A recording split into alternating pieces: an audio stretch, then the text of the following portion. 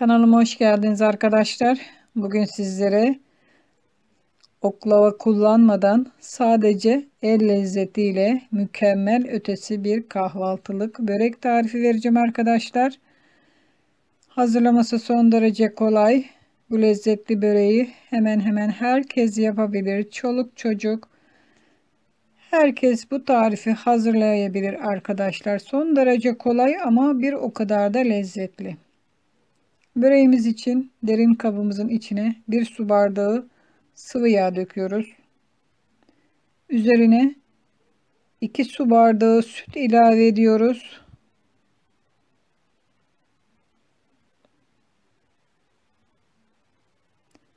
Bir su bardağının içine bir paket yaş mayayı normal ılık su ile erittim arkadaşlar. Onu ilave ediyorum. Yaş maya kullanıyorum. Göz ayarı tuz. 1 adet yumurta.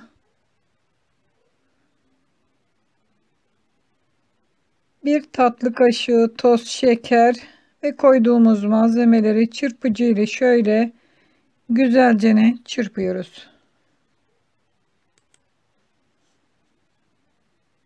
Evet arkadaşlar, çırpıcı ile çırptık koyduğumuz malzemeleri. Şimdi üzerine un ilavesine geçiyoruz. Un ilavesi ele yapışmaz bir hamur olana kadar devam edecek arkadaşlar.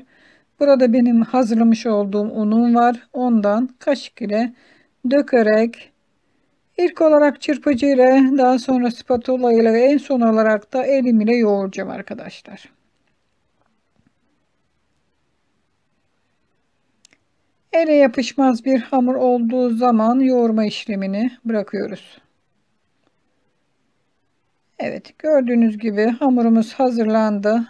Hamurumuz mayalanması için biraz bekleyecek. 1 saat yeterli sıcak ortamda mayalanmasının için. Şimdi iç malzemesini hazırlıyoruz. Burada yeşil soğan doğradım ben.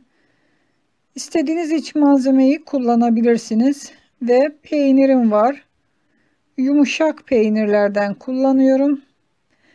Lor kullanabilirsiniz. Daha erimeyen sert peynirlerden kullanabilirsiniz. Patates kullanabilirsiniz. İstediğiniz bir malzeme içine koyabilirsiniz arkadaşlar. Evet, iç malzememizi hazırladık, karıştırdık. Daha fazla karıştırmadan, malzeme ilave etmeden yeterli. Şimdi hamuru düz bir zemin üzerine alıyoruz ve 2 eşit parçaya hamuru şöyle elim ile bölüyorum. Hamurları güzelce toparladıktan sonra bir tanesini merdane ile şöyle birazcık fırın tepsime göre açacağım arkadaşlar. Bakın çok kolay. Oklava kullanmıyoruz. Merdane ile şöyle biraz, fırın tepsim uzun olduğu için uzatarak açıyorum. Yuvarlak tepsi kullanırsanız yuvarlak bir şekilde açın. Yağlanmış fırın tepsisinin içine açtığım hamuru, börek hamurunu şöyle elim ile güzelce yerleştiriyorum arkadaşlar. Üzerine 2 yemek kaşığı kadar bakın sıvı yağ döktüm ve elim ile şöyle güzelce sıvı yağı her yerine sürüyorum. Hazırlamış olduğumuz iç malzemeyi de üzerine döküyoruz. Bir katını böreğimizin hazırladık arkadaşlar. Her yerine eşit gelecek şekilde şöyle dağıtalım iç malzemesini. Bu şekilde. Evet. Şimdi kenara alalım fırın tepsimizi. Diğer ikinci katını hazırlayalım. İkinci katı da aynı şekilde hazırlayacağız arkadaşlar. Merdane yardımıyla şöyle açıyoruz. Fırın tepsimizin üzerine onu da şöyle koyuyoruz. Güzelce. Çok kolay ve çok basit arkadaşlar hazırlaması. Evet, üzerine yine aynı şekilde 2 yemek kaşığı kadar yine sıvı yağ döktüm. Elim ile şöyle yine gezdiriyorum. Her yerini yağlıyorum. Bir yarım saat kadar tepsi mayasında böreğimi bekleteceğim arkadaşlar. Bakın her yerini yağladık ve yarım saat kadar tepsi mayasında bekletiyoruz. Evet. Yarım saatin sonunda şimdi böreğimizi şekil verme aşamasına geçtik. Bakın elimiz ile arkadaşlar bu aşamada bıçak falan kullanmıyoruz. Bakın bu şekilde şekiller veriyoruz. Birer yudum birer yudum olacak şekilde bakın böreğimizi kesmiş oluyoruz yani arkadaşlar. Elimizle bu işlemi yapıyoruz. Bakın lokmalık bir şekilde böreği hazırladık. Şu anda böreğimiz hazır oldu. Üzerine susam serpiyorum arkadaşlar. Çörek otu da serpebilirsiniz ya da hiçbir şey serpmeyebilirsiniz bu aşamada.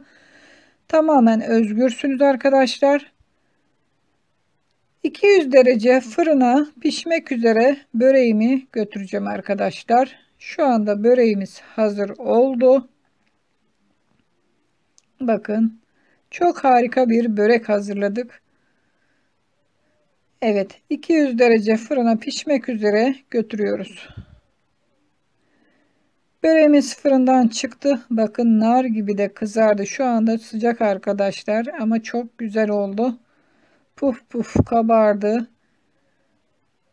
Şimdi böreğimi arkadaşlar birazcık bekleteceğim. Bir 15 dakika kadar şöyle üzerine bir fırın tepsisi kapatıyorum. Bir bez ile de örttüm arkadaşlar. 15 dakikanın sonunda evet, gördüğünüz gibi böreğimiz biraz dinlendi. Birazcık soğudu. Hala daha sıcak, tamamen soğumadı. Çok fazla bekletmedim arkadaşlar. Şimdi bir tanesini sizlere çıkaracağım. Kendi gözlerinizle görün nasıl olduğunu. Yumuşacık harika bir börek oldu arkadaşlar. Umarım sizler için hazırlamış olduğum kahvaltılık börek tarifimi beğenmişsinizdir.